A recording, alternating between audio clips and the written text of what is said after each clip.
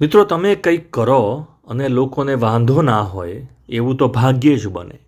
તો આને ઇંગ્લિશમાં જો તમારે બોલવું હોય કે તમને વાંધો ના હોય તો બારી ખોલશો.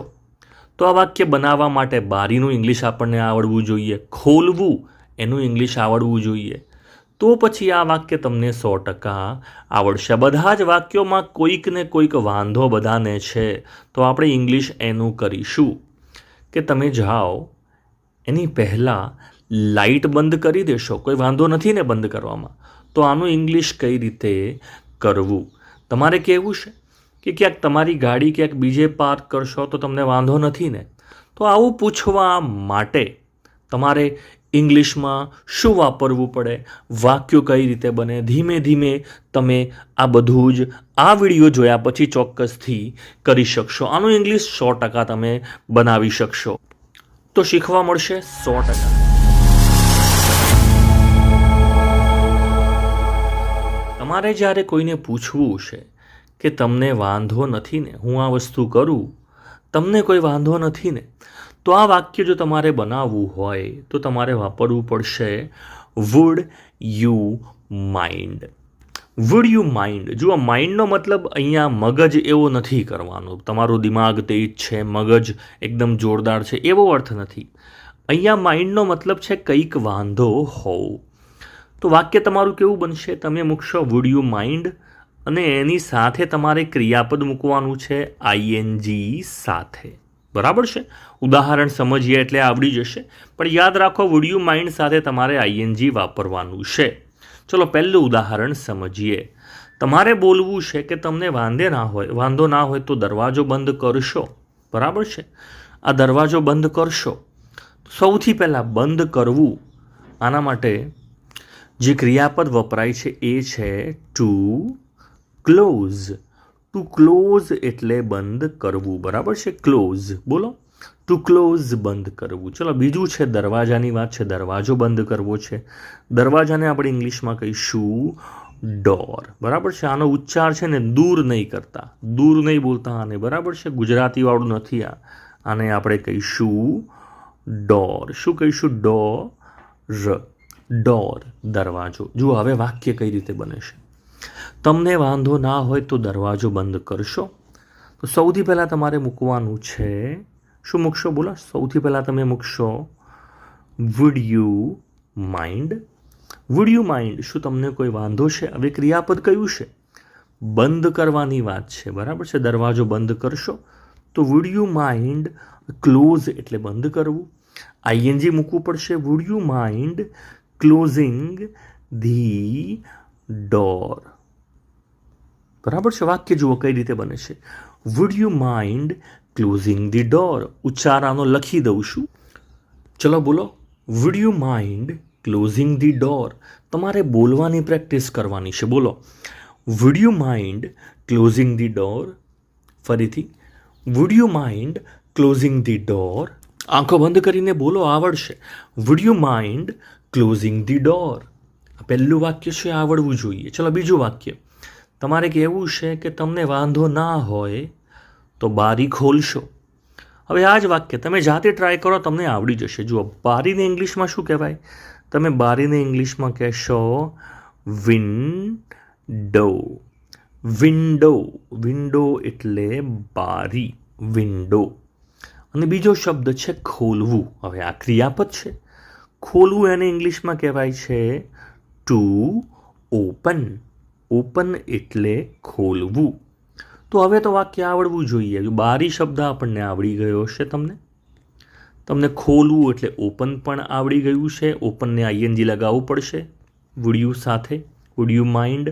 હવે તમે આ વાક્ય બનાવો. ચલો જાતે ટ્રાય કરો, પછી હું બનાવું જ છું. થોડી વાર વિડીયો થોભાવીને ટ્રાય કરો. તમને વાંધો ના હોય તો બારી ખોલશો. તમે લખશો આના માટે સૌથી પહેલાં લખશો વુડ યુ માઇન્ડ. આટલું તો છાપી જ દેવાનું છે. Would you mind. હવે ખોલવાની વાત છે તો ઓપન અને આઈએનજી મૂકવું પડશે. Would you mind opening the window. Wood you mind opening the window. બરાબર છે? ઉચ્ચાર લખી દઉં છું.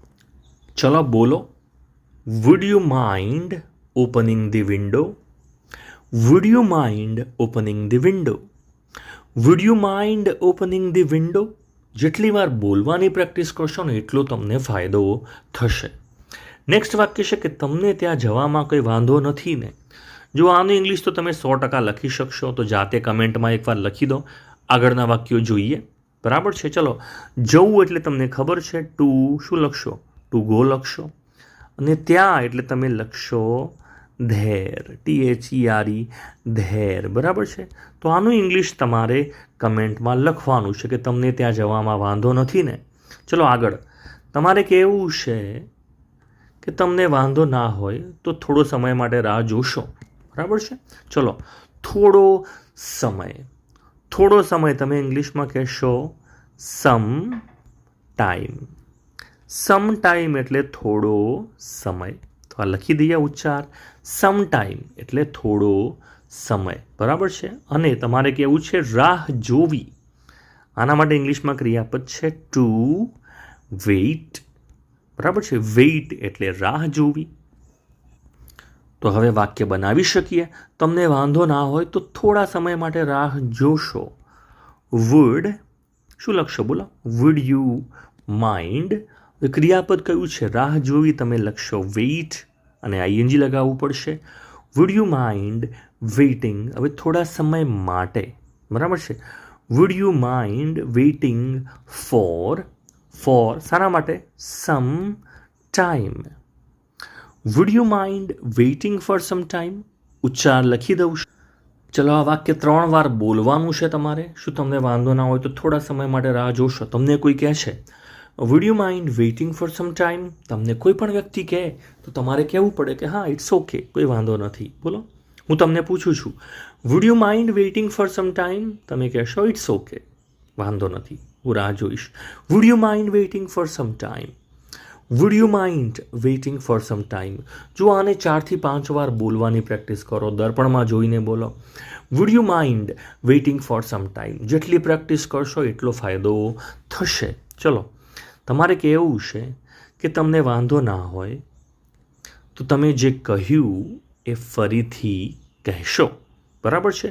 ચલો, કોઈ પણ વસ્તુ ફરીથી કરવી એના માટે ઇંગ્લિશમાં ક્રિયાપદ જે વપરાય છે એ છે ટુ રિપીટ. કયું ક્રિયાપદ છે? To repeat. બરાબર છે? રિપીટ એટલે ફરીથી એ વસ્તુ કરવી, પુનરાવર્તન એનું કરવું. બોલો, તમે શું કહેશો? રિપીટ.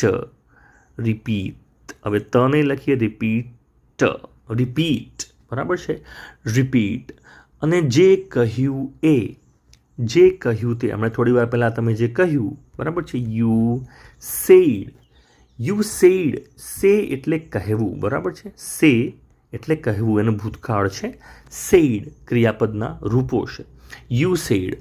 હવે તમે હાલ જે કહ્યું તે વોટ યુ સેડ જોડાશે. 2 વાક્યો જોડાશે. બરાબર છે? What you sad. વાક્ય આખું જોશો એટલે તમને આવડી જશે, ટેન્શન ના લો. તો આ જે વાક્ય છે, તમને વાંધો ના હોય તો તમે જે કહ્યું એ ફરીથી કહેશો. તો આને ઇંગ્લિશમાં કઈ રીતે લખશો? તમે લખશો wood you mind. Wood you mind. હવે શું આવશે?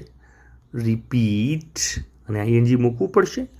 Wood you mind repeating? Would you mind repeating what you just said? અથવા what you said, તમે હમણાં જે કહ્યું, બરાબર છે, એ ફરીથી કહેવામાં તમને કોઈ વાંધો નથી ને? મતલબ કે એકવાર ફરીથી કોને આનો ઉચ્ચાર લખી દઉં છું. જુઓ, વાક્ય સિમ્પલ છે, ખાલી પ્રેક્ટિસનો સવાલ છે. Would you mind repeating what you just said? બોલો. Would you mind repeating what you just said? સાંભળો, કાન બંધ કરીને સાંભળો. Would you mind repeating what you just said? તો તમને અર્થ ખબર પડી ગઈ હશે. બોલવાની પ્રેક્ટિસ કરો. બોલવામાં આપણે અટકીએ છીએ. તો બધા જ વાક્યો 2-3 વાર બોલો તો તમને 100% આવડશે. કોન્ફિડન્સ ઓટોમેટિક આવશે. ચલો, લાઇટ બંધ કરવી. પ્રશ્ન શું છે? તમે જાઓ એની પહેલાં લાઇટ બંધ કરી દેશો. તમારે આવું બોલવું છે. તો પહેલાં શબ્દો આવડવા જોઈએ. લાઇટ બંધ કરવી એટલે શું, બરાબર છે. એની પહેલાં, તો એ શબ્દ આવડવો જોઈએ, તો એ પણ શબ્દ લખીએ. ચલો, એની પહેલાં કઈ વસ્તુ થાય? એની પહેલાં તો લાઇટ બંધ કરવી, એના માટે ક્રિયાપદ કયું છે? Two turn off. Two turn off એટલે બંધ કરવું. ટુ ટર્ન ઓફ ઉચ્ચાર લખી દઈએ છીએ. તમે આના માટે ઉચ્ચાર લખશો ટર્ન ઓફ, બરાબર છે. ટર્ન ઓફ, બંધ કરવું. હવે એની પહેલાં એટલે એના માટે ઇંગ્લિશમાં ક્રિયાપદને પણ શબ્દ જે પ્રેપોઝિશન છે એ છે બિફોર. બિફોર એટલે પહેલાં, બેફોર નહીં, બિફોર, બરાબર છે. બિફોર એટલે એની પહેલાં, બરાબર છે. તો વાક્ય કઈ રીતે બનશે? તમે જાઓ એની પહેલાં લાઇટ બંધ કરી દેશો. તો તમે જાઓ, તો જુઓ, જવું પહેલાં તો કોઈ જગ્યાએથી જવું, આવવાની વાત નથી, કોઈ જગ્યાએથી જવું. અહીંયા લખી દઈએ, કોઈ જગ્યા છોડીને જવું, કોઈ જગ્યાએથી જવું, બરાબર છે. એના માટે ઇંગ્લિશમાં ક્રિયાપદ છે ટુ લીવ. લીવ એટલે કોઈ જગ્યા છોડીને જવું, બરાબર છે. તો આ શબ્દો જરૂરી છે. તો પહેલાં તો રિક્વેસ્ટ શું છે? શું તમે લાઇટ બંધ કરી દેશો? આ રિક્વેસ્ટ છે, વિનંતી છે કે તમને લાઇટ બંધ કરવામાં વાંધો નથી ને. તો સૌથી પહેલાં તમે શું લખશો? Wood you mind. Wood you mind. હવે વિનંતી શું છે? તમને બંધ કરવામાં કોઈ વાંધો નથી ને, તો એનું ઇંગ્લિશ લખી દઈએ wood you mind turning, ING મૂકવું પડે, turning of. Wood you mind turning off the lights. હવે તમે આટલું વાક્ય કરો તો પણ બરાબર છે. Would you mind turning off the lights. પણ તમારે કહેવું છે કે જાઓ એની પહેલાં. તમે કહેશો બિફોર યુ લીવ. તો આખું વાક્ય બની ગયું છે. બોલો ચલો. Would you mind turning off the lights before you leave. ઉચ્ચાર લખી દઈએ. ચલો બોલો. Would you mind turning off the lights before you leave. હજુ બે વાર બોલો. Would you mind turning off the lights before you leave. Would you mind turning off the lights before you leave. આ રીતે મોટા મોટા વાક્યો તમે બનાવી શકો છો જો પ્રેક્ટિસ કરો તો. ચલો, તમારે કહેવું છે કે શું તમારી ગાડી ક્યાંક બીજે પાર્ક કરશો? જો અહીંયા લખ્યું નથી કે તમને વાંધો નથી, પણ અર્થ એવો જ છે કે તમે વિનંતી કરો છો કે તમને ગાડી બીજે ક્યાંય પાર્ક કરવામાં વાંધો નથી ને. તો આ વાક્ય પણ વુડ યુ માઇન્ડથી જ બનશે, બરાબર છે. ક્યાંક બીજે, આનું ઇંગ્લિશ આપણને આવડવું જોઈએ. ક્યાંક બીજે તમે શું કહેશો? સમવેર એલ્સ, બરાબર છે. ઉચ્ચાર લખી દઈએ છીએ સમવેર એલ્સ. અને બીજો શબ્દ છે કે ગાડી પાર્ક કરવી. આનું ક્રિયાપદ કયું છે? ગાડી પાર્ક કરવી. તો એકચ્યુઅલી પાર્ક ઇંગ્લિશ શબ્દ જ છે. ટુ પાર્ક એટલે ગાડી. પાર્કના બે અર્થ થાય છે, બગીચો પણ થાય છે, અને ગાડી પાર્ક કરવી એના માટે ટુ પાર્ક એ રીતે ક્રિયાપદ પણ બને છે. તો આનું ઇંગ્લિશ તમારે કમેન્ટમાં લખવાનું છે. તમારા 10માંથી એ વાક્યના કેટલા પોઈન્ટ આવે છે એવું તમને કહીશ, બરાબર છે. પણ તમારી ગાડી ક્યાંક બીજે પાર્ક કરશો એનું ઇંગ્લિશ તમારે કરવાનું છે. તો મિત્રો, આ વિડીયો તમને ગમ્યો હશે. ચોક્કસથી ચેનલને સબસ્ક્રાઈબ કરી લેશો. વિડીયોને લાઈક કરવાનું નહીં ભૂલતા. Thanks for watching.